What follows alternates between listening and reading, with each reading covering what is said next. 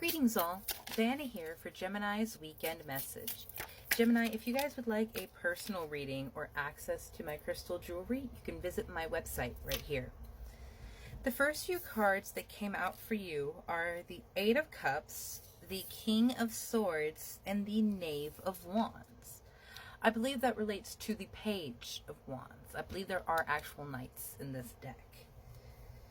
I could be wrong though. I want to do a quick check. Yeah, I think that would be the Page. The Eight of Cups is coming as the representation of the fulfillment that you carry in your current situation. Or so it seems.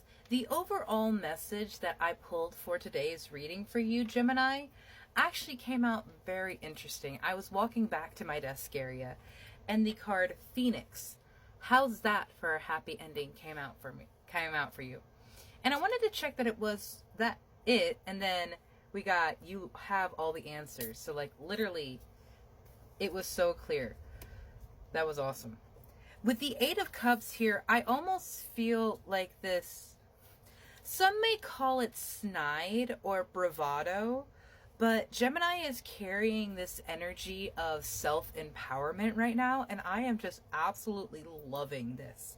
So much coming off of you. Like, you are an absolute king. With the King of Swords right here, like, you know it in your mind. There is nothing that can shift that mentality that you are worthy, that you are deserving. And there have been people who challenge that mentality, who try to make you feel like you were not worthy, who try to make you feel like you were not deserving. For whatever reason, petty people do what petty people do. The Knave of Wands is coming in as the sort of promise that whatever you work on, it will expand, because you have research, you have balance, you have guidance, you have time, and you have awareness. That is gorgeous. Herbs and potions.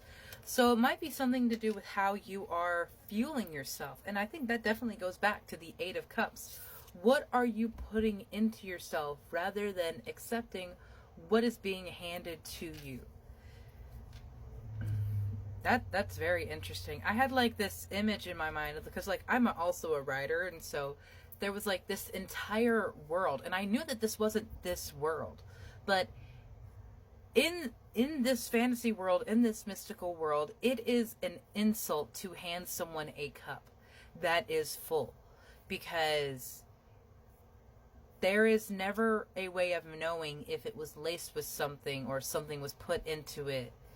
And so you never accept a cup from another person. You always pour your own cup, or you watch it being poured yourself. You never accept a cup that is already full, because you don't know what someone put into it.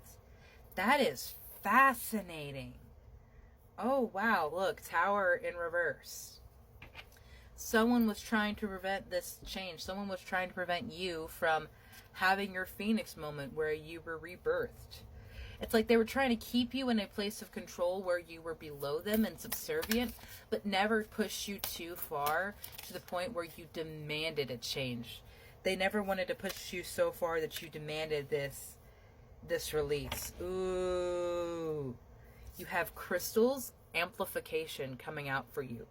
Definitely going back to the herbs and potions, the energy and gifts of the earth are one of your powers, are one of your connections.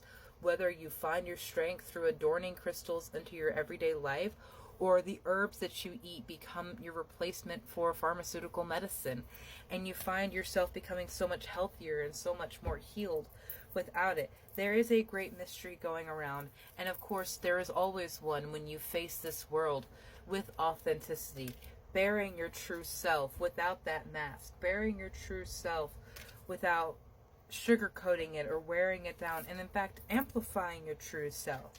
There has to be the trust and spirit, because you will receive an onslaught of energy.